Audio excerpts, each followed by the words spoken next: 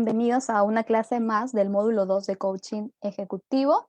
El día de hoy vamos a ver la unidad número 6 que corresponde a competencias generales. Dentro de la clase del día de hoy vamos a ver caja de herramientas de coaching, entre las cuales está el lenguaje positivo que debemos tener, cómo tener un lenguaje positivo ante los demás, la proactividad, qué es la proactividad realmente, y también la reactividad, un concepto nuevo. Vamos a ver gestión de la frustración, qué es la frustración, cuáles son las cosas que nos generan la frustración y cómo podemos reaccionar ante ellos. Y también vamos a ver de manera general unas competencias generales que da la Federación Internacional de Coaches. Entonces, comenzamos, vamos a empezar, por conocer las competencias, dentro de las competencias generales que forman parte también de la caja de herramientas del coach, está el uso del lenguaje, el cambio del paradigma, la proactividad y la gestión de la frustración. La caja de herramientas de coach vamos a ver a continuación, uno por uno.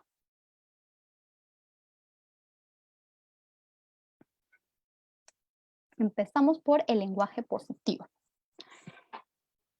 Las personas, todos nosotros somos lingüísticos. ¿Eso qué quiere decir? Que nos construimos y nos explicamos a través del lenguaje. Y es por esto que el buen uso del lenguaje es fundamental. El lenguaje no solo nos permite describir la realidad, sino también crearla. A veces inventamos nuevas palabras para definir nuevas realidades. ¿Qué quiere decir? Que en ocasiones el lenguaje precede a la realidad y con esto la construimos. Cuando hablamos de lenguaje positivo, nos referimos a la elección de determinadas palabras en lugar de otras para describir aspectos de una situación que ha sucedido, conflictos, identidades, ¿no? Utilizamos el lenguaje para describirnos y decirnos quiénes somos y qué aspectos o qué situaciones, qué cosas son importantes para nosotros. Y el uso de unas palabras u otras no es neutro, ¿no? Vamos a ver, ¿por qué decimos que es importante y especialmente en el coaching el tener un lenguaje positivo? Los invito a continuación a ver la siguiente imagen que se muestra en el slide. Vemos ahí la imagen de dos chicas. Tal vez estarán preguntando qué significa 9125. Pues esto es 365 días del año multiplicado por 25 veces, que podría ser la edad de las personas de la imagen, ¿no? La edad aproximada, ambas de 25 años. Por 365 es 9125. 9125. Entonces, imagínate que la persona que estás viendo, la que no está sonriendo, ¿no? Que no está precisamente sonriendo, sino tiene una actitud diferente, ¿cómo podría ser su vida? Quiero que piensen en un momento en ella, ¿no? ¿Qué podría pensar de ella misma, o sea, de lo que es capaz? Si a lo largo de los 25 años, durante los 365 días de su vida, hubiese recibido un mensaje del tipo no durante su crianza, ¿no? O es decir, no eres buena, eres mala en esto, no se te ha ido bien, has metido la pata, siempre te pasa lo mismo, ¿no? Entonces les pido, imagínate por un instante qué impacto puede tener eso en su vida, en la vida de esta persona. Imagínate también que esto le sucede a una persona que forma parte de tu equipo, ¿no? Que tú eres su jefa y esta persona forma parte de tu equipo, o un compañero, y que no termina de sentirse cómoda o de tomar la iniciativa entre algo que es importante. En el lado opuesto, tenemos una persona que durante 25 años, cada uno de los 365 días del año, ha recibido un mensaje positivo, o sea, del tipo, tú puedes, has hecho un buen trabajo, has hecho una gran aportación, se nota que lo has dado todo, ¿no? En general, mensajes positivos. Entonces, ¿Qué tipo de impacto puede tener eso en su vida? ¿Por qué digo esto? Porque el lenguaje no es neutro, no es neutro tanto cuando nosotros lo utilizamos con nuestros coaches, las personas a las que acompañamos, ¿no? Con nuestros colaboradores, ¿no? Las personas con las que trabajamos. Y tampoco lo es cuando utilizan las personas para describir las situaciones o para hablar de ellas mismas. El lenguaje positivo nos ayuda a forjar una determinada identidad. Nos ayuda a explicar y a crear un determinado tipo de relaciones y también a generar una serie de compromisos y de posibilidades con las personas que tenemos a nuestro alrededor. De hecho, podríamos decir que es la forma que tenemos de impactar en el mundo, ¿no? Las personas que nos rodean. El lenguaje positivo genera muchísima confianza. Entonces, quedémonos con este mensaje, que con un lenguaje positivo generas confianza, generas seguridad en las personas y en sus capacidades. Las personas que usan lenguaje positivo o las personas a las que impactamos con un lenguaje positivo tienen la capacidad o van a tener la capacidad de tomar decisiones más adecuadas y más rápidas.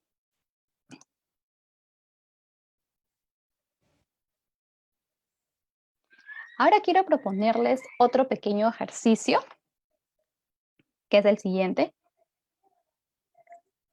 Déjense llevar por un instante por las siguientes expresiones y considera, o sea, ¿qué es lo primero que te imaginas, no? Yo voy a decir la expresión y voy a dar unos 5 segundos para que piensen de manera personal qué es lo que se imagina, o sea, dónde se les va la mente. Si yo les digo esto, sucede algo, un acontecimiento, y yo de frente les digo, esto es un problema, ¿a dónde se les viene la mente? Se venía a venir, ya se sabía que lo ibas a hacer así, todo equivocado. ¿O qué le vamos a hacer? O de repente les digo, lo has hecho mal, eres malo en esto. ¿Qué se les podría venir a la mente? Lo que dices es una tontería. Te pagamos por hacer un trabajo.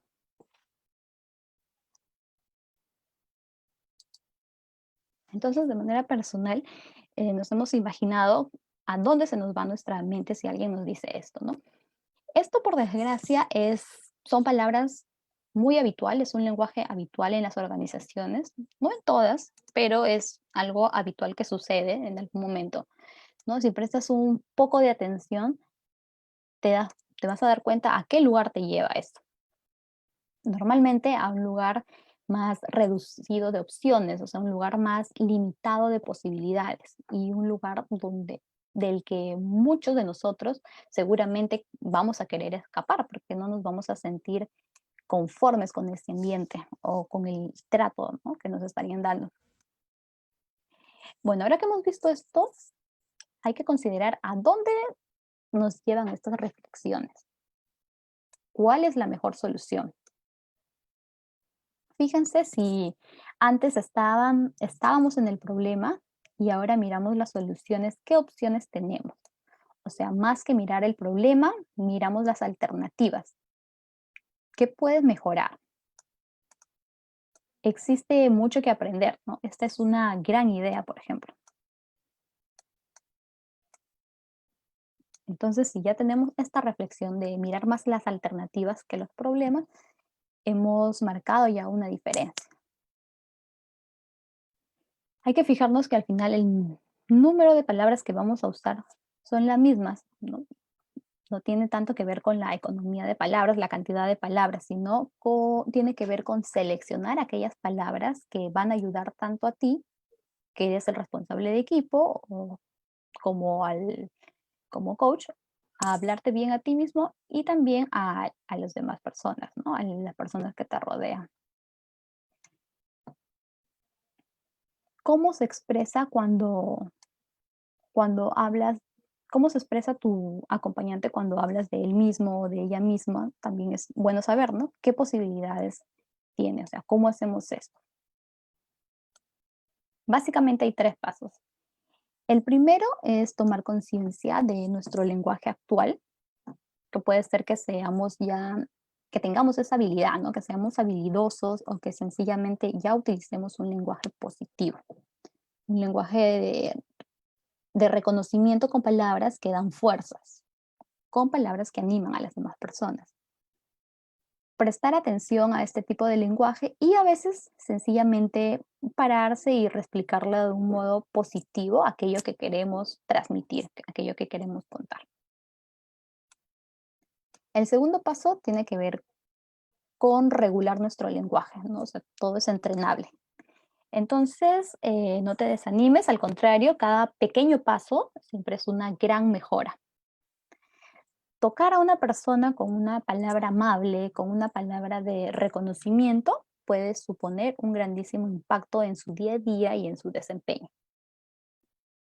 Y es sobre todo cuando hablamos de temas laborales, ¿no? Y una vez que hayas observado este impacto que tiene este buen uso del lenguaje, la invitación ahora es consolidar este hábito de un lenguaje positivo con otras habilidades o otras competencias.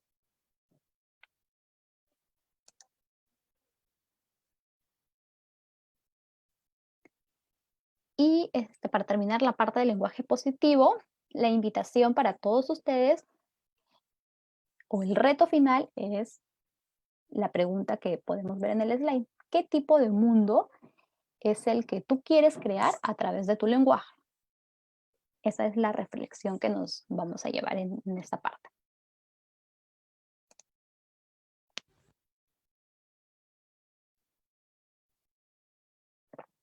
La segunda herramienta dentro de la caja de herramientas de coach va a ser la proactividad. ¿Qué es la proactividad? Es muy frecuente que si preguntamos ahora mismo qué es la proactividad, es- muchas personas podrían definirlo como la capacidad de avanzar, adelantarse a una situación. Indudablemente no es una respuesta incorrecta, está bien esta respuesta, pero es parcial, ¿no? No es la definición total.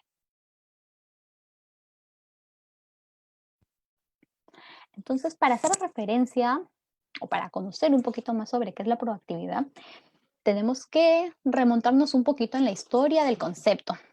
Para ello, les voy a contar la historia. ¿Ya? Nos vamos a acercar un poquito a Víctor Frank, que él escribió una obra y en su obra hace referencia del hombre que busca sentido, así se llamaba la obra.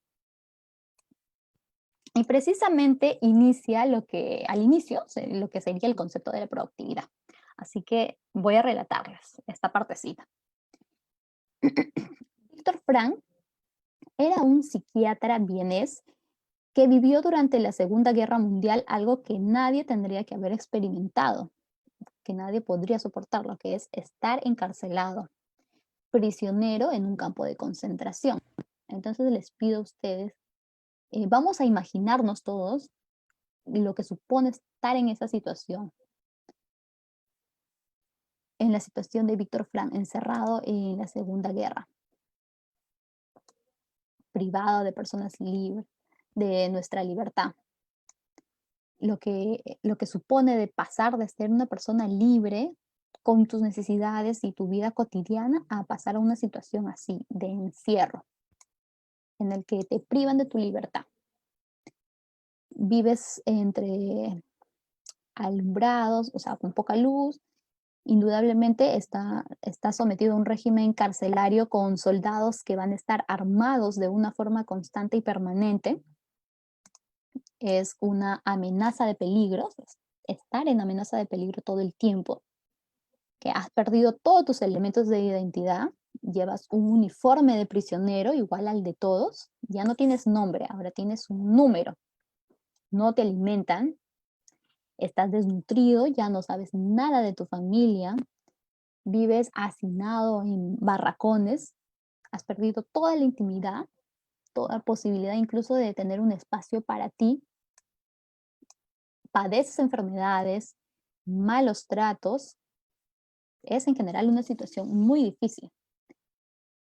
Y Víctor Frank, a partir de esa experiencia, veía que al día siguiente, siempre al día siguiente, había personas que fallecían y otras que no fallecían, pero todas estaban sometidas a las mismas condiciones. Indudablemente algunas enfermas, otras que a lo mejor ya no resistían, pero todas estaban sometidas bajo las mismas condiciones. Unos morían y otros no. Entonces él llegó a una conclusión muy importante en relación a la proactividad. Él dijo que te lo pueden arrebatar todo, absolutamente todo, pero hay algo que nadie puede arrebatarte, que es la libertad interior. O sea, decía, nos lo pueden arrebatar absolutamente todo, indudablemente, pero esa libertad interior que tienes te pertenece. Y eso es uno de los pilares fundamentales de la proactividad, la libertad interior, de cómo tú decides comportarte ante diferentes situaciones.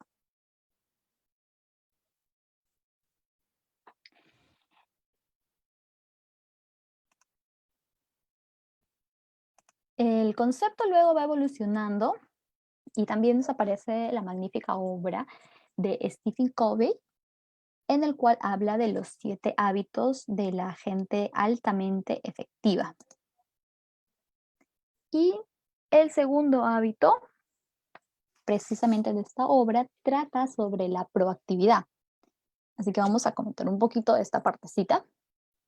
Y Covey, ¿qué nos indica? Que nuestra conducta, nuestra manera de comportarnos, es resultado siempre de nuestras elecciones, ¿no? Eso es lo que hablamos de la libertad interior.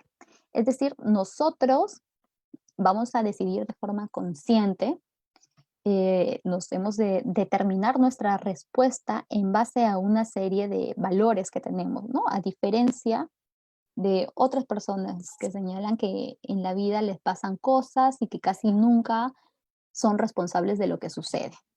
Covey dice que siempre cuando tomamos una decisión consciente, vamos a ser responsable o hemos de responsabilizarnos de esa respuesta, la respuesta de esa decisión que estamos tomando.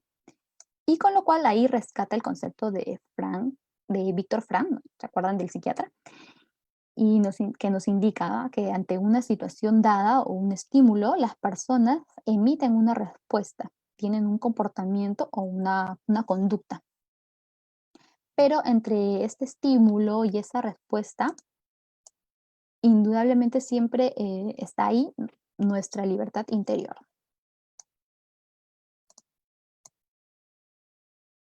Esta en ocasiones puede ser algo difícil de, como se podría decir coloquialmente, difícil de tragar, ¿no? Un hueso difícil de tragar, porque no siempre nos puede apetecer considerar que somos responsables de nuestra respuesta. En esa libertad interior, Covey además señala que hay una autoconciencia, es decir, hemos de ser conscientes de la respuesta que estoy dando y de asumirla como propia, ¿no? O sea, es decir, yo tengo una voluntad independiente, por lo tanto, no estoy condicionada por el medio.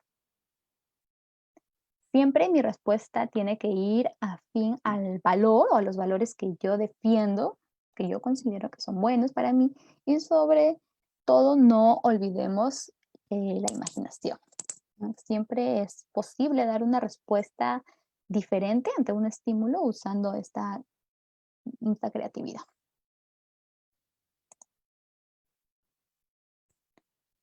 Por lo tanto, es importante hacernos también esta pregunta que les voy a decir a continuación y que las van a responder de manera personal para ustedes mismos, ¿no? ¿Qué tipo de respuestas eliges dar en determinadas circunstancias? Si estoy dando una respuesta u otra, pensemos que siempre es la que estamos diciendo, o sea, la que estamos diciendo es la que estamos eligiendo.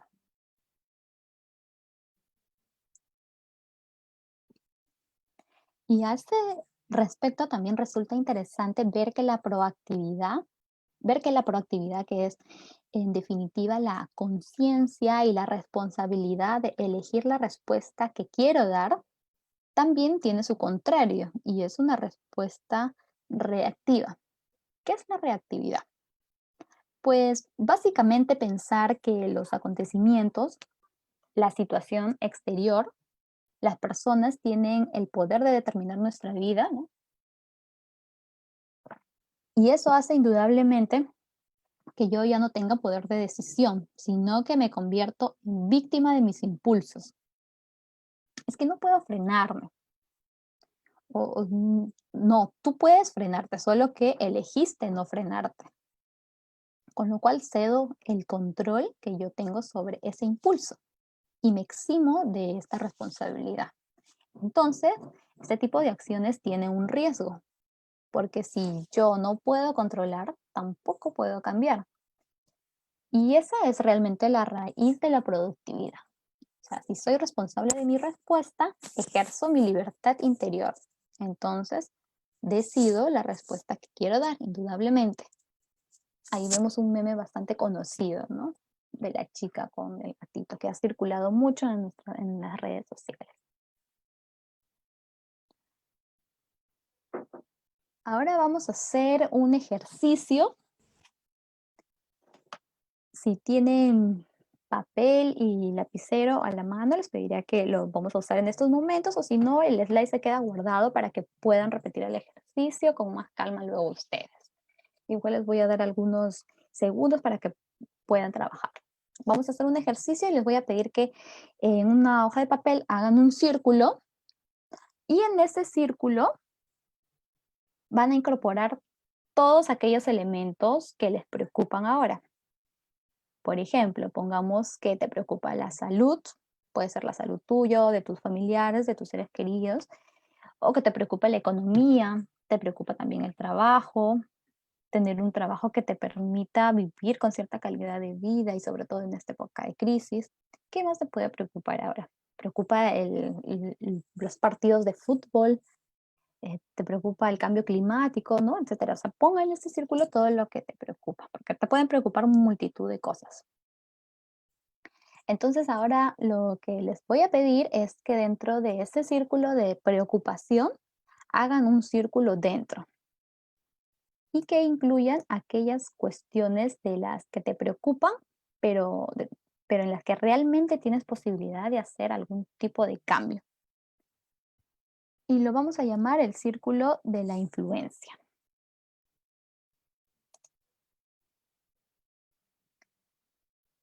Ahora lo que te pido es que dentro de este círculo de preocupación, como ya les comenté, hagan un círculo dentro, ¿no? Ahí dentro de ese mismo círculo.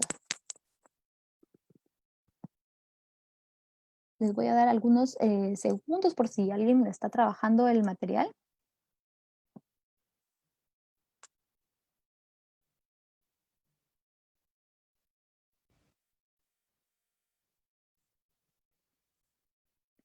Y si ya tenemos ahí nuestro círculo, nuestra lista de preocupaciones y dentro del círculo de influencia, que son de todas esas preocupaciones que he puesto, aquellas donde yo puedo influir.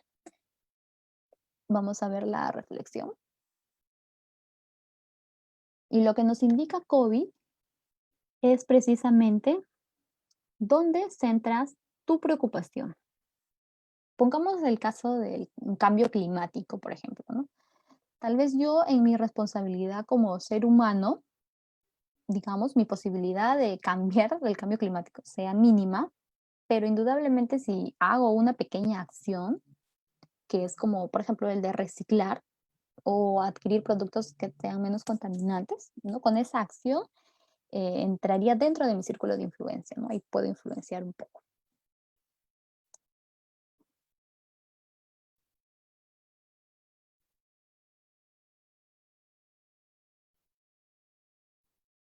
Entonces, ¿qué ocurre si me enfoco más hacia uno o hacia el otro círculo? Vamos a ver. Pues ya tenemos que nuestra respuesta no es la misma, ¿no? Por ejemplo, Una persona que siempre está preocupada por aquellos aspectos que no puede cambiar genera un foco reactivo, como vemos en la imagen, ¿no? Porque indudablemente es algo que no puedo cambiar. Al final es una situación que no hay cambio. Por el contrario, cuando me enfoco en aquel círculo en el que yo sí tengo la posibilidad de influir, puedo hacer algo para influir en esta cosa que me preocupa, este círculo va creciendo, crece, crece, ¿no? Es un foco proactivo, porque realmente está en mi ámbito, en mi posibilidad de que yo pueda generar una influencia o algún cambio.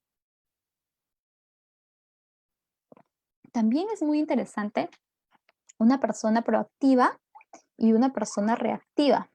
Utilizan un lenguajes característicos. Por ejemplo, ¿no? En un foco reactivo, una persona reactiva siempre va a señalar o va a decir palabras como que no puede, si tuviera más tiempo, es decir, siempre hay algún tipo de excusa. Y la persona proactiva va a decir todo lo contrario. Dice, puedo hacerlo, hay que hacerlo, hagámoslo, intentémoslo. ¿No? Es afirmativo y tiene un lenguaje más positivo.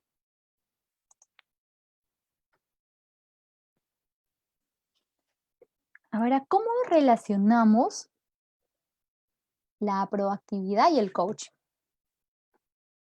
Recordemos, una persona puede venir y solicitar algún proceso de cambio, ¿no? Es muy importante siempre hacer reflexionar a las personas sobre su ámbito de responsabilidad y dónde pueden ejercer algún tipo de control y de cambio. Normalmente tenemos un control directo con todo lo que está relacionado con los hábitos personales, pero supongamos alguien que viene porque sistemáticamente llega tarde, pues eso sí será cuestión de revisar su planificación y organización, ¿no? O sea, su propia estructura de su día a día, su vida. Ahora bien, si una persona viene y dice, es que con el equipo, con los compañeros, en el entorno del trabajo estoy teniendo dificultades, entonces tenemos muy claro que no podemos cambiar a las personas. El único cambio que puedo hacer es el mío, pero si puedo de alguna forma con este cambio, de alguna manera cambiar las formas de influir en los demás, mi capacidad, por ejemplo, de comunicar o mi forma de relacionarme, mi adecuación emocional a nivel de empatía o de afectividad, ¿no? Y por último, indudablemente están aquellas situaciones en las que no puedo hacer nada, no puedo cambiar. Ahí el único resultado es la aceptación de esa situación, porque no puedo hacer nada por cambiarlo. Pongamos por caso alguien cuya actividad profesional es muy estresante, o sea, que le demanda muchísimos viajes, por ejemplo. Y una de dos, o cambia de actividad, cambia de trabajo, o entonces tiene que aceptar que es una condición de su desarrollo profesional, que va y que tiene que aprender a asumir, a vivir con esta situación. Concluimos entonces esta parte de proactividad con una propuesta de Eleanor Roosevelt que nos dice, nadie puede herirnos sin nuestro consentimiento. En este caso, la reflexión quiere decir cuánta atención prestamos a las situaciones, o sea, a los comentarios en los cuales, en el fondo, lo que estamos haciendo nosotros es ofrecer la respuesta que nosotros queremos. Y como dice la señora Roosevelt, en el fondo, si me siento agredido es porque elijo sentirme agredido.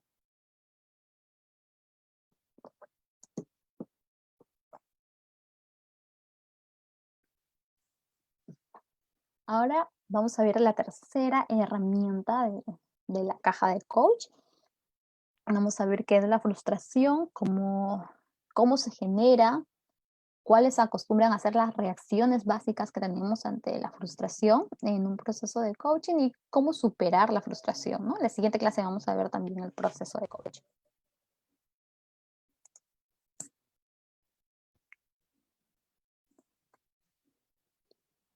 La frustración, como siempre, vamos a empezar con la teoría, la definición. Si buscamos una definición clásica en un diccionario, probablemente vas a encontrar muchas acepciones, 2 a 3.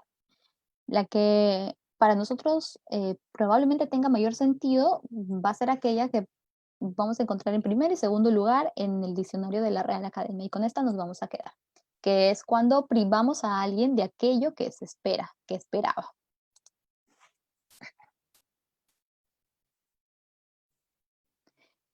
Considera por un momento que cuando alguien se acerca a un proceso de coaching es porque tiene un deseo, una voluntad de acceder, de cambiar, de conseguir alguna cosa o sencillamente quiere salir de un determinado estado. Y esto no siempre es fácil. Las personas llegan al proceso de coaching con unas expectativas y luego en el desarrollo de este proceso, en la medida que van avanzando con su coach, con la persona que lo acompaña, alcanzan unos resultados. Y a menudo las expectativas y los resultados no encajan con lo que ellos esperaban.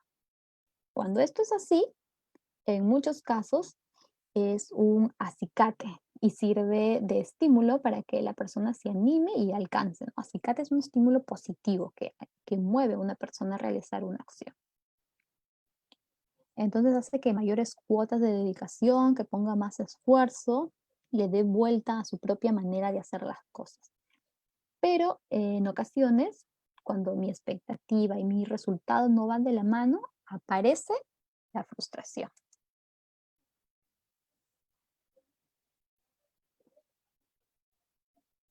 Esto es muy importante tenerlo en cuenta porque en un proceso de transformación, o sea, en un proceso de cambio, donde nosotros acompañamos a las personas, fácilmente nos lo podemos encontrar que tiene este tipo de sentimiento en cualquiera de las fases del proceso.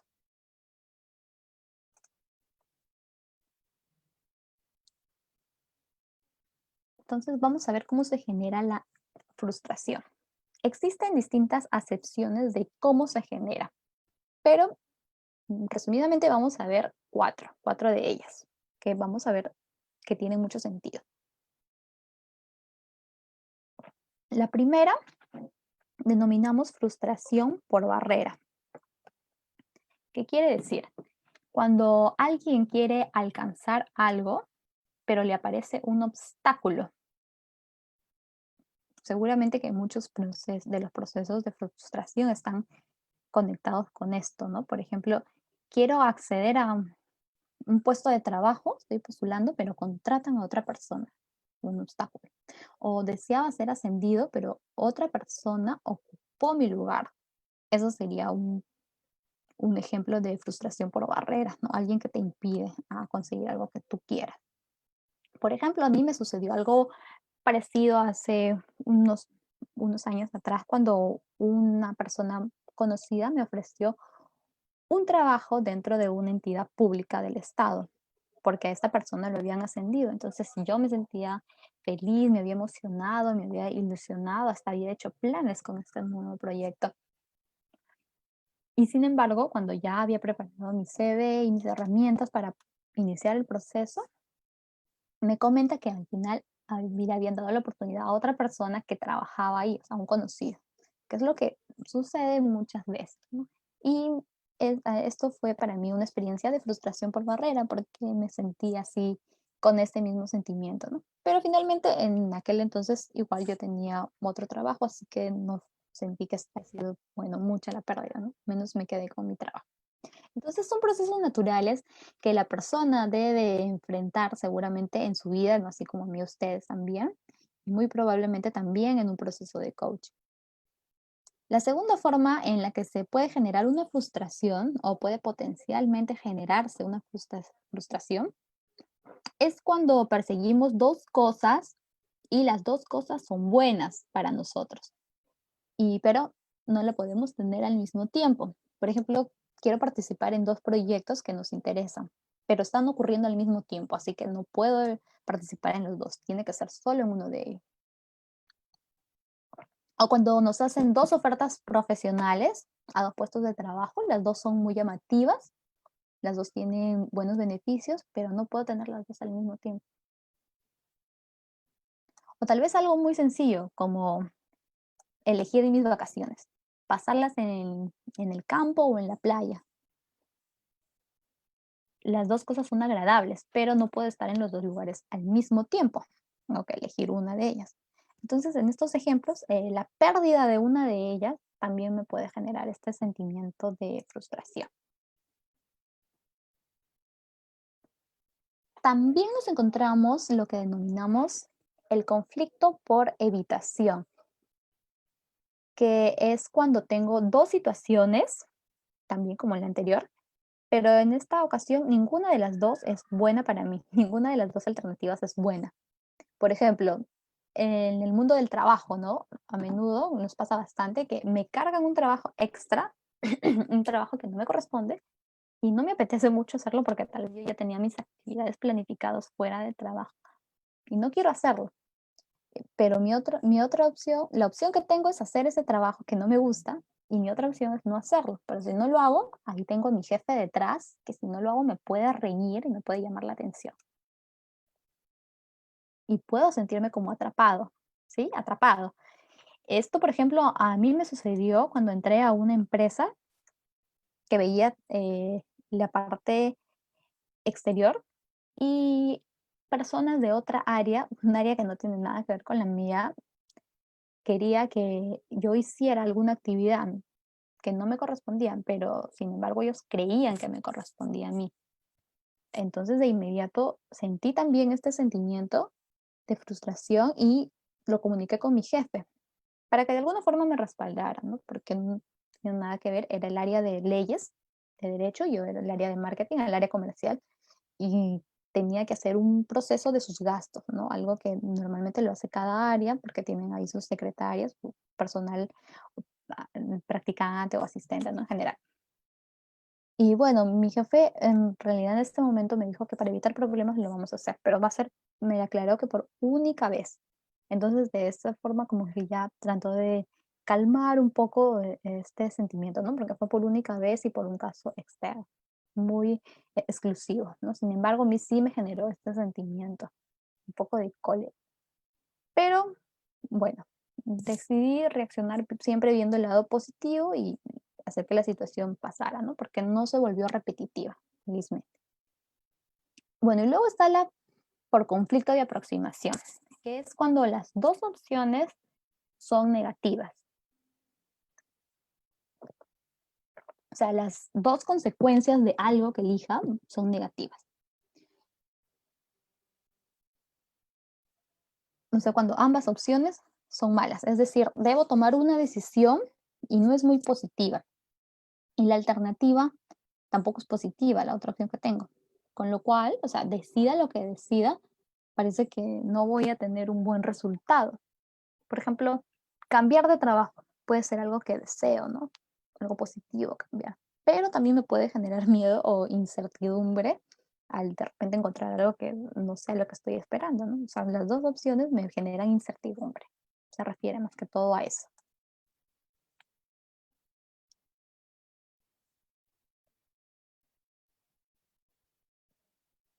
¿Qué hacer ante este tipo de situaciones? ¿Cómo reacciona la gran mayoría? La gran mayoría, o muchos de nosotros, todos los mortales, respondemos siempre con cierta incomodidad, ¿no? Como les comentaba. Algunos con mucha agresividad. ¿Recuerdan este caso del video que ha circulado hace poco de las niñas? Cuando la niña impidió que soplara la vela, fue como su barrera, ¿no? El ejemplo de la barrera, y la niña reaccionó con agresividad. ¿Pero por qué reaccionamos así? Bueno, porque esta frustración nos genera una tensión interna y no sabemos contenerla, no sabemos gestionarlo y respondemos de forma agresiva. Puede ser agresividad verbal en forma de gritos o respuestas no muy agradables en el entorno profesional. Incluso también puede haber agresividad física en otros contextos o puede ser una respuesta de introversión, que la persona se encierra sobre ella misma y está tan afectada por esta frustración que tiene dificultades de contacto social. Otra reacción puede ser también la tristeza, por una pérdida, o si pierdo algo, no alcanzo algo que era importante para mí y eso me pone triste, me pone deprimido. Y en algunos casos también encontramos lo que denominamos regresión o algunos tipos de conducta infantil, ¿no? Regresión. En cualquier caso, podemos observar que son formas no muy saludables de gestionar esta emoción.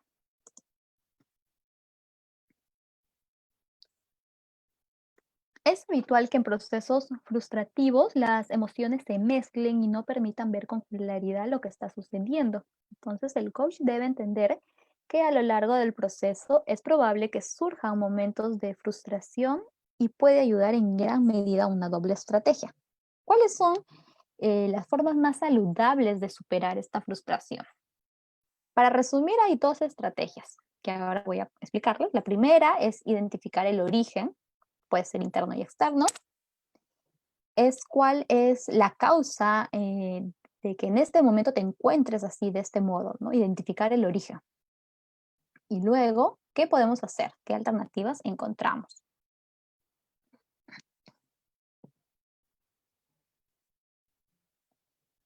Hay distintas causas, ¿no? Unas que vamos a denominar origen interno y tiene que ver con la confusión por no tener muy claro qué es lo que tengo que hacer. Otras que tienen que ver con el contenido, o sea, con las informaciones. No sé exactamente qué es esto. Y a veces esta falta de claridad me genera frustración. Otras veces, un proceso más social es la comparación. Yo que tengo un desarrollo X, me comparo con alguien que es mucho más hábil, que es mucho más experto, que tiene un nivel de desempeño mucho más alto. Entonces me frustro porque internamente mi deseo es tener aquel gran desempeño. Y tal vez como estoy en un proceso de coaching, un proceso de cambio, aún no he entrenado estas habilidades. Entonces, eh, o también puede ser, ¿no? Si empiezo a caminar y miro a atletas que corren muy rápido, es muy fácil que me sienta frustrado, frustrada. Otro foco de generación de frustración es el contexto. Los contextos actualmente, sobre todo en el mundo profesional, son muy complejos y necesitamos habilidades muy tácticas, muy depuradas para movernos bien en estos entornos complejos. Lo que sucede es que puede suceder, ¿no? Que cuando estoy empezando con una nueva habilidad y lo pongo en marcha, esta habilidad lo pongo en movimiento dentro de mi contexto profesional, las respuestas que recibo no son fácilmente predecibles para mí y hacen que me vuelva un poquito atrás. No sé, si tengo una habilidad nueva y que recién la estoy ejerciendo, yo no puedo predecir cómo van a reaccionar porque no tengo tanta experiencia. Puedo volverme un poquito para atrás o sentirme de repente incompetente, ¿no? Y esa es otra fuente de generación. Otra fuente de generación de frustración es la convicción. A veces me siento que no sé lo suficiente, que no valgo lo suficiente o que tal vez el objetivo no es lo suficientemente valioso. Estas causas, todas estas causas, es a lo que denominamos causas de origen interno.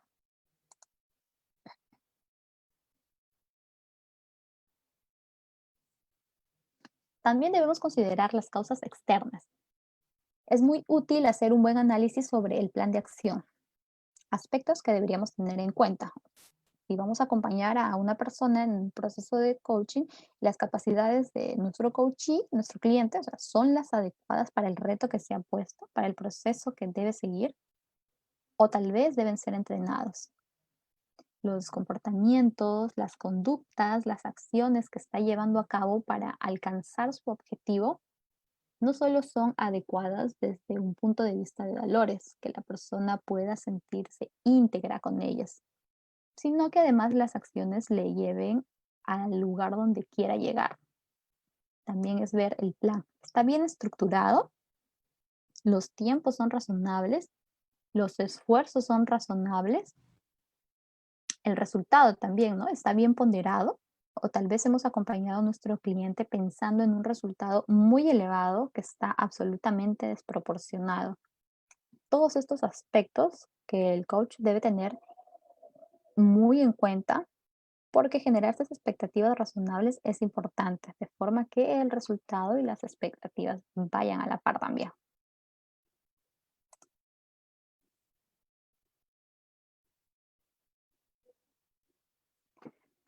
¿Cómo haremos para superar la frustración?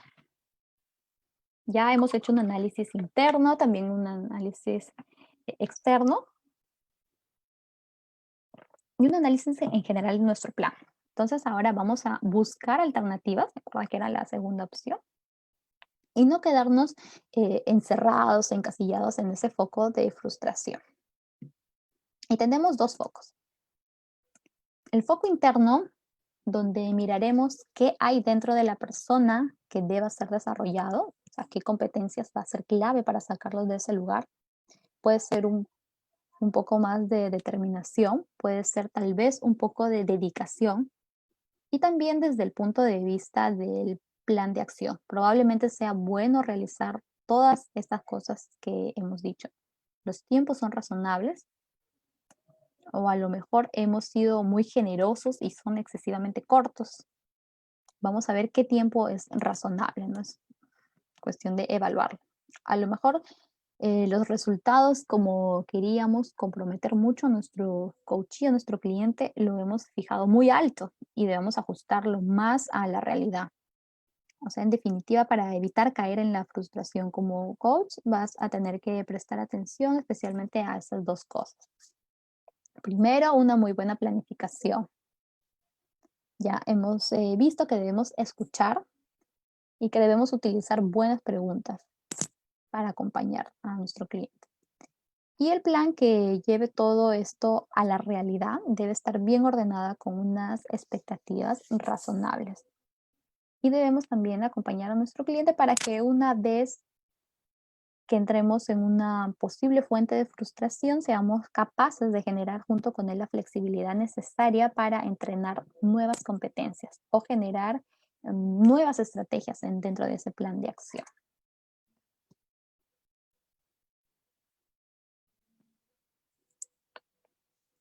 Vamos a ver ahora 8 competencias claves del coaching profesional. Esto después de un riguroso análisis de más de 24 meses en la práctica del coaching, la Federación Internacional de Coaches, ICF, anuncia un modelo actualizado de competencias de coaching.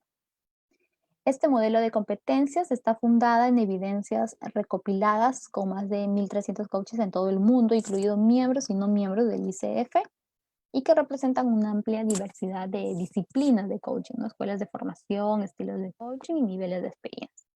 Estas competencias básicas se han agrupado en 4 grupos según la lógica de cómo sucedan en el proceso de coaching. Los grupos y las competencias individuales no están ni ponderadas ni ordenadas por su importancia o prioridad, ¿no? Solamente están así mencionadas. La primera es que la primera competencia clave del coaching demuestra un comportamiento ético, o sea, comprende y aplica consistentemente la ética y los estándares del coaching. Segunda competencia, incorpora una mentalidad de coach, o sea, desarrolla y mantiene una mentalidad abierta, curiosa, flexible y centrada en el cliente. Tercera, establece y mantiene los acuerdos. Se asocia con el cliente y las demás partes interesadas para poder crear acuerdos claros sobre las relaciones de coaching, el proceso, los planes y las metas, ¿no? Establece acuerdos para la relación de coaching en general, así como para cada sesión en particular. Cultiva confianza y seguridad. Esto se asocia con el cliente para crear un entorno seguro y de apoyo que permita al cliente compartir libremente. Mantiene una relación de respeto mutuo y confianza. La quinta es la presencia. Esto quiere decir que debe estar totalmente consciente y presente con el cliente, empleando un estilo abierto, flexible, conectado y confiado. Escucha activamente, o sea, se enfoca en lo que el cliente es y no solo en lo que dice, para entender completamente el mensaje en el contexto del cliente y para apoyar la autopercepción de este también. 7. Evoca la conciencia del cliente. Quiere decir que facilita la toma de conciencia y el aprendizaje del cliente mediante el uso de herramientas y técnicas como preguntas poderosas. El silencio, las metáforas, las analogías, ¿no? Hemos visto a lo largo de las clases también bastantes metáforas, fábulas, hemos visto también analogías. La última es facilitar el crecimiento del cliente, ¿no? Que se asocia con el cliente para transformar el aprendizaje y la conciencia en acción. Y promueve la autonomía del cliente en el proceso del coaching. Esas serían las 8 competencias claves del coaching profesional según la Federación Internacional de Coaches, ICF. Bueno, esto sería todo. Si tuvieran preguntas, las podría estar absolviendo en estos momentos. Espero que la ponencia del día de hoy haya sido de su agrado. Los espero en la siguiente clase, el día sábado. Vamos a ver la unidad número 7 con los procesos de coaching. Que tengan buenas noches.